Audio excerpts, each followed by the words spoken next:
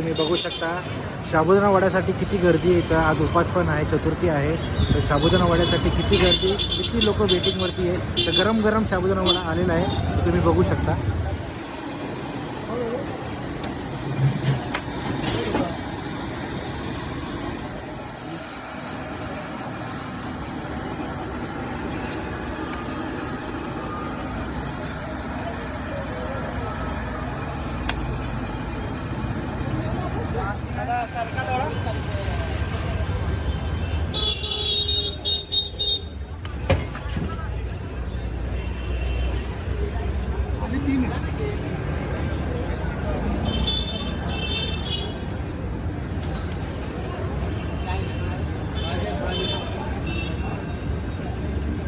गर्दी बघू शकता तुम्ही, साबुदाणा वड्यासाठी किती गर्दी आहे.